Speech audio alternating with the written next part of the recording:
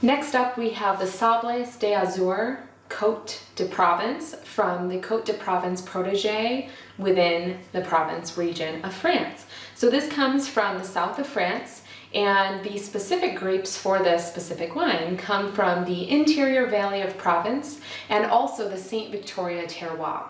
So this wine, it comes from a place, Provence, which has a Mediterranean climate. And the Mediterranean climate does something wonderful for these rosés. And what it does is really ripen the grapes completely so that you get the full flavor of the grape and that the sugar is very well developed, which also will increase the alcohol of the final wines. So there's 3 grapes that this wine is made from, and that is Grenache, Syrah, and Cinsault. And those are 3 of the main grapes that Provence produces as well. They, of course, produce other grapes as well. Provence is really known for rosé wines like this one, and rosé wines can be made in many different styles from dry to sweet. So it's not just sweet wines that are rosé. There's a lot of rosés out there that are crisp and refreshing and dry. So the production of rosé wine is similar to that of red wine production. The only difference is that winemakers will not allow the grapes to sit on the grape skins for as long as a red wine might. So that's why you get this pink color rather than like a really dark red color. So skin contact is limited.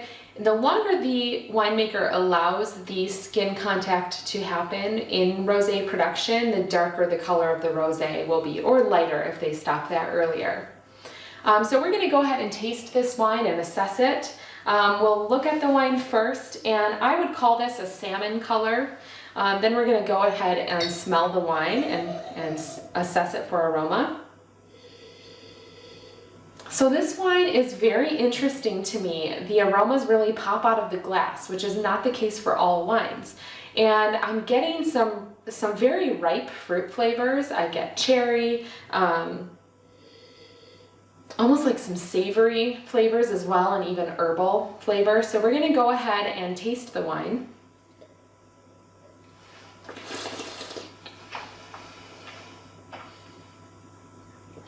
Now when I taste a wine, I really like it to sit on my palate, and I like to aerate my palate a little bit so that I can taste it even more.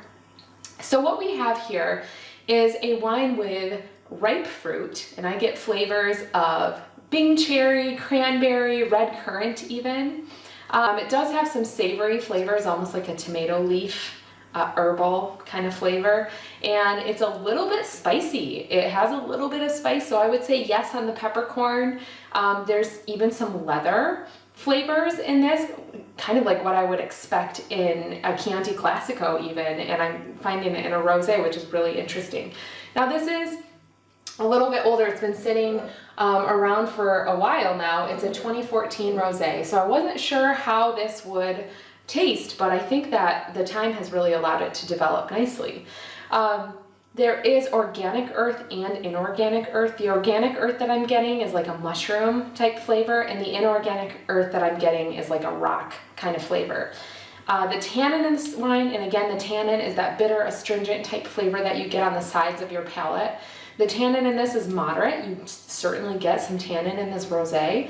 The acid is moderate plus. The acid is what makes your mouth water, and this has pretty moderate plus acid.